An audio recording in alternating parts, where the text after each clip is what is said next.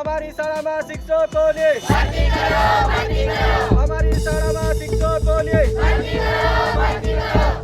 શિક્ષણની અત્યારે શું હાલત છે ગુજરાતમાં અને શિક્ષણ વ્યવસ્થાની જે મોટી વાત કરતા નેતાઓ છે એમને જરાક કચ્છની એ શાળાઓ જોવી જોઈએ કે જ્યાં એક પણ શિક્ષક નથી, ડેડિયાપાડાની એ શાળાઓ જોવી જોઈએ કે જ્યાં જ્ઞાન સહાયક પણ નથી અને કોઈ ટેમ્પરરી શિક્ષક પણ નથી જે બાળકોને ભણાવી શકે. ચિકદાના વિડીયો સામે આવ્યા છે જેમાં જે સ્થાનિક લોકો છે, વાલીઓ છે અને જે વિદ્યાર્થીઓ છે મામલતદાર કચેરીએ પહોંચે છે. ડેડિયાપાડાની એ શાળામાં જ્ઞાન સહાયકના શિક્ષકો નથી, પરમનન્ટ શિક્ષક નથી, ત્યાંની જે વ્યવસ્થા છે શાળાની એ પણ દયનીય છે અને હવે વિદ્યાર્થીઓ કંટાળીને એવું કહી રહ્યા છે કે અમને જોઈએ છે શિક્ષક. ગુજરાતના બાળકો ભણવા તો માંગે છે પણ એમને ભણવા માટેના શિક્ષકો જ ન હોય તો એ શું કરે? આપણે મંચ પરથી બહુ જ મસ્ત વાત કરીએ છીએ કે આપણે ભરતી સારી રીતના કરી શકીએ છીએ, શિક્ષકોની જરૂર હોય, જ્યાં શિક્ષકોની ત્વરિત જરૂર છે ત્યાં આપણે જ્ઞાન સહાયક, વિદ્યા સહાયક જેવા પ્રોજેક્ટો પણ રાખ્યા છે. તો છતાં પણ ડેડિયાપાડા અને કચ્છ અને બીજા અનેક વિસ્તારો એવા છે કે જ્યાં શિક્ષકો નથી, એક પણ શિક્ષક ન હોવાને કારણે બાળકો ભણતા નથી, ડ્રોપ આઉટ રેશિયો વધે છે અને આ બધી સમસ્યા હોવા છતાં આપણે જો સારા શિક્ષણ વ્યવસ્થાની વાત કરતા હોઈએ, આપણે એવું કહેતા હોય કે ગુજરાતમાં શિક્ષણ વ્યવસ્થા ખૂબ સારી છે, તો પછી આપણને શરમ આવવી જોઈએ. ડેડિયાપાડાથી જે દ્રશ્ય સામે આવ્યા એમાં કરુણતા પણ છે કારણ કે એ વિદ્યાર્થીઓ સ્કૂલ ડ્રેસમાં જાય છે મામલતદાર કચેરીએ, જ્યારે એમને ભણવાની ઉંમર છે ત્યારે એમને આવેદનો અને નિવેદનો આપવા પડે છે. એ ભયાનક વસ્તુ છે. ત્યાં પહોંચેલા વિદ્યાર્થીઓ અને વાલીઓ શું કહી રહ્યા છે, ત્યાંથી જે દ્રશ્ય સામે આવ્યા છે તેના પર કરો નજર. हमारा हक मांगते, हमारी शाળામાં શિક્ષકોને ભરતી કરો, ભરતી કરો. અમારી શાળામાં શિક્ષકોને ભરતી કરો, ભરતી કરો.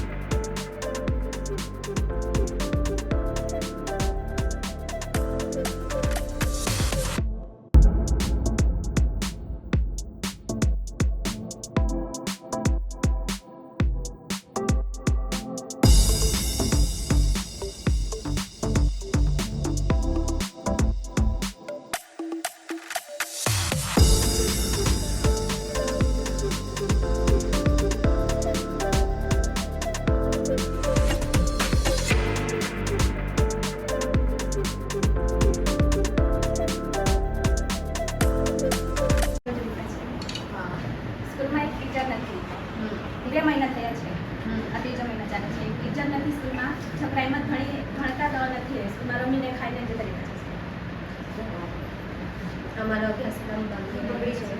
એક્ઝામ આવી ગઈ 15 દિવસ. કેટલા બાળકો છે સ્કૂલમાં?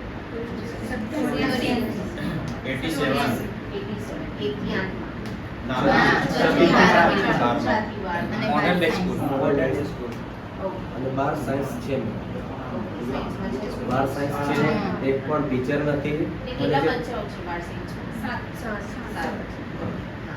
અને જે પ્રિન્સિપલ મેડમ ઇન્ચાર્જમાં હતા એ પણ જતા રહ્યા છે. અને બીજી વસ્તુ કે છોકરાઓને 2 વર્ષથી જમવાનું નથી મળતું, નાસ્તો નથી મળતો અને છોકરાઓને જે સ્કૂલ બેગ આપવામાં આવે છે મેડમ એ પણ નથી. છોકરાઓ ચાલીને જાય છે અને ચાલીને આવે છે. એટલે અમારી એ રજૂઆત છે. અને 14 વર્ષથી અત્યાર સુધી બિલ્ડિંગ બંધાણી નથી મેડમ. આ છોકરાઓ બધા પ્રાથમિક શાળા છે અમારી ચિકદા પ્રાથમિક શાળા, એમના 2 ઓરડામાં ભણે છે. બીજા જે બેસવામાં તકલીફ પડે છે તો પંચાયતે જે શેડ બનાવી આપ્યો છે એમાં બેસીને ભણે છે. સ્કૂલના બિલ્ડિંગ નહીં ને મેડમ, એના માટે પ્રાથમિક શાળા, ગ્રુપ શાળા છે, એમાં કુલ 4 વર્ગખંડો એમના માટે ભૌતિક સુવિધા કરી આપી છે. જેમાંથી 12મું ધોરણ એક વર્ગખંડમાં બેસે છે, 10મું એક, 9મું એક ને બીજું 4થું જે વર્ગખંડ છે ને એમાં ઓફિસ કાર્યરત છે. અને 6, 7, 8ના જે બાળકો છે ને એ મધ્યાહન ભોજનનું જે શેડ છે ને એમાં બેસે છે. હાલ ચોમાસું ચાલે છે ને એટલે આખું વરસાદ એમાં આવે છે. અને એક કાયમી શિક્ષક તો દૂરની વાત છે મેડમ, જ્ઞાન સહાયકનો શિક્ષક નહીં, ઇવન પ્રિન્સિપલ છતાં શાળામાં નહીં, તો બાળકો કઈ રીતે ભણશે? અને પંચાયત થકી, વાલીઓ થકી અવારનવાર રજૂઆત કરી છે છતાં તંત્રોએ પણ કઈ ધ્યાન નહીં આપતી મેડમ. એટલા માટે અમારે અહીં આવવું પડ્યું છે. બરાબર. અવારનવાર પ્રિન્સિપલ મેડમે પણ જિલ્લા શિક્ષણ અધિકારી શ્રી ડીડીઓ શ્રીને રજૂઆત કરી છે. અને આ સરપંચ મેડમ છે, અમારા સરપંચ મેડમે પંચાયતના લેટર પેડ સહિત ઉપર રજૂઆત કરી છે, છતાં કોઈ ધ્યાન નહીં આપતું. અને એવું નહીં મેડમ કે શાળા નહીં, 2014 થી શાળા છે, એમાં 14 કરોડ જેટલું ગ્રાન્ટ આવીને પડેલી છે. હવે બિલ્ડિંગ જ નથી બનતી, બધી શાળાઓ બનેલી છે, આ ગામની શાળા નહીં બનતી. 2014 થી ગ્રાન્ટ આવે છે, ટેન્ડર રિન્યુ થાય છે અને જતું રહી છે. અમારે શું કરવાનું? અમારું નહીં સાંભળતા, કમસે કમ બાળકોનું તો સાંભળે. આ બાળકોનું ભવિષ્ય શું? એક તો વિજ્ઞાન પ્રવાહ છે, આ લોકો 15 દિવસમાં એક્ઝામ આવે તો બચારા છોકરા કરશે શું?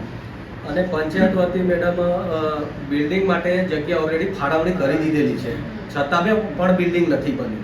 તો થોડું છોકરાઓનું ધ્યાન શિક્ષણ પર ધ્યાન રાખીને થોડું શિક્ષણનું ધ્યાન દોરો તો સારું, જેથી કરીને છોકરાઓનું ભવિષ્ય બગડી રહ્યું છે. ટીડીઓ સર આવેલા મેડમ અમારા હતા જેટકો જીએબી ની જમીન ફાળવણી બાબતે છે ને, ટીડીઓ સાહેબ આવ્યા હતા, એમને અમે રજૂઆત કરી હતી. ટીડીઓ સાહેબે અમને આશ્વાસન આપ્યું હતું કે અમે છે ને ટૂંક સમયમાં એનું નિરાકરણ કરી દઈશું. ટીડીઓ સાહેબ બી દેખાયા નહીં અમને. અમારે શું કરવાનું? રજૂઆત યોગ્ય છે અને જે પણ સક્ષમ કક્ષા છે ત્યાં સુધી તમારી રજૂઆત પહોંચે એવું પૂરતો પ્રયત્ન કરો. ની ભરતી ના થાય તો અમે દિન 7 માં પ્રાંત કચેરીએ બેસીશું, ધરણા કરીશું. કારણ કે 15 દિનમાં એક્ઝામ આવે છે, પછી અમે ધરણા પર બેસીશું. શિક્ષકો જે છે એ તો આપને ખ્યાલ હશે કે ઉપરથી જ નિમણૂક થતી હોય છે. એ તો સરકારની ટેકનિકલ ઇશ્યુ છે, પણ હાલ ટેમ્પરરી મેડમની શિક્ષકોની જે થાય ને એટલું કરજો મેડમ. 15 દિવસમાં એક્ઝામ છે. 15 દિવસમાં એક્ઝામ છે અને આ આવેદન પત્ર પર થોડું ધ્યાન દોરજો મેડમ, એવું અમે આશા રાખીએ છીએ. અને મેડમ આમાં મોડલ ડે સ્કૂલમાં મધ્યાહન ભોજન ને પૌષ્ટિક આહાર આપવાનું આવે છે. આ છોકરાઓને પૂછો મેડમ, જે આ 2 વર્ષથી આ લોકોને આ સુવિધા નહીં મળતી. ના, અમે ગ્રામજનો છે મેડમ, ગ્રામજનો છે. ગ્રામજનોને વાલીઓ વાલીઓ છે. ટીચર આવે તો પૂરતા આપતા નથી. ને અમે જ્યારથી સ્કૂલમાં ધોરણથી ભણતા છે ત્યારથી કોમ્પ્યુટરના ટીચરો નથી. એ કોમ્પ્યુટર અમે જાતે કરી રહીએ છીએ. એટલે ઇંગ્લિશના ટીચર નથી. 11માં ધોરણમાં આવ્યા છે ત્યારે ઇંગ્લિશના ટીચર નથી. રસાયણ વિજ્ઞાન પણ. હા, ખાલી આ 12માં આવ્યા ત્યાં સુધી એક પણ ટીચર નહીં, કયા બી સબ્જેક્ટનું ટીચર નહીં. છેલ્લા 4 વર્ષથી મોડેલ સ્કૂલમાં અભ્યાસ કરું છું. અને દર વખતે પરીક્ષાના લાસ્ટ છેલ્લા મહિનામાં જેમાં શિક્ષકો બાળકોને ફૂલ તૈયારી કરાવે તે ટાઈમે ટીચરો જતા રહે છે. બીજા નવા ટીચરો ક્યારે આવે ત્યાં સુધી અમારી પરીક્ષા આવી જતી છે. પછી પરીક્ષામાં શું લખવું? શાળા પ્રવેશ વખતે દરેક અધિકારીઓ આવે છે મેડમ, નેતા લોકો આવે છે, અમે રજૂઆત કરીએ છીએ, આશ્વાસન આપે છે અમને કે અમે નિરાકરણ કરીશું. ને આપણે તો વિશ્વગુરુ બની ગયા. ગુજરાત મોડલ છે, કેટલું ખતરનાક સરકારે બનાવી દીધું. શાળાની હકીકત જોઈને મેડમ છે ને આંસુ આવી જાય છે. અમે ગ્રામજનો છે, અમારા બાળકોનું ભવિષ્ય શું? અમને છે ને એટલો લોહી ઉકળી આવે છે મેડમ. નેતા લોકોને કહીએ, તંત્રને કહીએ, આશ્વાસન આપીને જતું રહેવાનું. એટલે દિન 7 માં અમે એકદમ, તમે જવાબદાર છો મેડમ, અમે દિન 7 માં નિરાકરણ નહીં આવે તો અમે ધરણા પર બેસીશું મેડમ. અમે બહુ ત્રાસી ગયા છે, અમે વારંવાર બહુ રજૂઆત કરી છે, હવે કોઈનું માનીશું નહીં. અમે દિન 7 તમામ જવાબદારી તંત્રની રહેશે. તંત્રની રહેશે મેડમ. દિન 7 ની અંદર આનું પરિણામ નહીં આવે તો અમે તમામ ગ્રામજનો, વાલીઓ તેમજ વિદ્યાર્થીઓ થઈને ઉગ્ર આંદોલન કરીને તાળાબંધી કરીશું. તેનું જવાબદાર સૌ તંત્રનું રહેશે. કેમ કે આજે શિક્ષણનો પ્રશ્ન છે મેડમ, આપ સમજો છો. એટલે અમારી અરજી પર ધ્યાન દોરજો, જેથી કરીને અમારા છોકરાનું ભવિષ્ય ના બગડે મેડમ. કેમ કે એમે પહેલું સત્ર પતી ગયું છે, પણ બીજું સત્ર આવે છે. એની પહેલા કદાચ આની પહેલા પાળ બંધાય તો અમારા છોકરાનું ભવિષ્યની અંદર આગળ વધે ને સારી પોસ્ટે તમારા જેવું કોઈક નોકરી કરે. અમને આનંદ થાય કે અમારા ત્યાંથી ભણીને આજે કંઈક કરે છે. હા, એની ચોક્કસ પ્રયત્ન કરીએ એવું કંઈ તમને બેસવાનો વારો નહીં આવે. જી. જી, આજે શા માટે તમે અહીંયા પ્રાંત કચેરીએ તમને આવવું પડ્યું છે? અમે ચિગદા ગામમાં મોડલ ડે સ્કૂલ છે, એમાં અત્યાર સુધી 2-3 મહિનાથી કોઈ શિક્ષક છે નથી. એના માટે અમે માગણી માટે આવ્યા છે અહીંયા મામલતદાર કચેરી, પ્રાંત કચેરીએ. અને અત્યારે થોડા સમયની અંદર છોકરાઓનું એક્ઝામ છે, તો હાલમાં કોઈ ટીચર છે નથી, તો એમને ભણાવશે કોણ? એના માટે અમે માંગણી માટે આવ્યા છીએ. બીજી વસ્તુ કે એમને 2 વર્ષથી જમવાનું આપવામાં નથી આવતું, એક નાસ્તો આપવામાં નથી આવતો. એ છોકરાઓને સ્કૂલ વેન હતી એ પણ બંધ કરી દેવામાં આવી છે. બધી રીતના છોકરાઓ નાસીપાસ થઈ ગયા છે. એના માટે અમે પ્રાંત સાહેબશ્રીને આવેદન આપવા માટે આવ્યા છે, જેથી કરીને અમારી માંગણી સ્વીકારે. ઓકે, આજે તમે અહીંયા આવેલા છો પ્રાંત સાહેબની ત્યાં, તો તમે અહીંયા શું રજૂઆત કરી? અમને સ્કૂલમાં ટીચરો જોઈએ છે. એક ટીચર નથી સ્કૂલમાં અને છોકરા એમ જ રમીને ઘરે જતા રહેતા છે. પછી અમને ઘરે બી ખીજવાય છે કે તમે સ્કૂલમાં શું કરીને આવતા છો. પણ અમે શું કહીએ કે હવે ટીચર નથી તો અમે બી શું કરીએ? કેટલા વર્ષથી શાળામાં શિક્ષકો નથી? અમે ચાર વર્ષ થયા છે. 9મા ધોરણથી અમે અહીંયા અભ્યાસ કરીએ છીએ અને 9મા ધોરણથી ટીચરો પેલું ગ્રાન્ટ સહાયકો બદલી કરે છે, તે જાય છે ને આવે છે. પણ આ વખતે 12માનું જેવી આ એક્ઝામ આવવાની છે તેવી ટીચરો ગાયબ છે. તો અમને ટીચરો જોઈતા છે અને એક તો અમે વિજ્ઞાન પ્રવાહમાં છે તો અમને ખાસ ટીચરોની જરૂર છે અને અહીંયા એક બી વિષયનો શિક્ષક નથી. ઓકે, અમારે તમે શું કહેશો? ચિકદા મોડેલ ડે સ્કૂલમાં કાયમી શિક્ષકનો માંગણી છે, એટલે છોકરાઓનું ભવિષ્ય બગડે નહીં એ માટે અમે પંચાયત થકી બી 4-5 વાર અમે છે ને લેખિતમાં આપી છે લેટર પેડ પર, તે છતાં બી હજી કંઈ નિરાકરણ નથી આવ્યું. એટલે અમારે છોકરાઓનું ભવિષ્ય બગડતું છે, એટલા માટે અમારે છોકરાઓનું શિક્ષકની માંગણી કરતા છે. ચિકદા મોડલ ડે સ્કૂલમાં છેલ્લા ઘણા વર્ષથી શિક્ષકોની ખૂબ જ અછત છે. ધોરણ 8 થી 12 અભ્યાસ કરે છે, જેમાં પ્રાથમિક શાળાના ચાર વર્ગખંડો ભૌતિક સુવિધા માટે ટેમ્પરરી ફાળવી આપવામાં આવેલા છે અને 6 થી 9 ધોરણના છોકરાઓ જમવાનું જે શેડ છે પ્રાર્થના હોલમાં એમાં બેસીને અભ્યાસ કરે છે.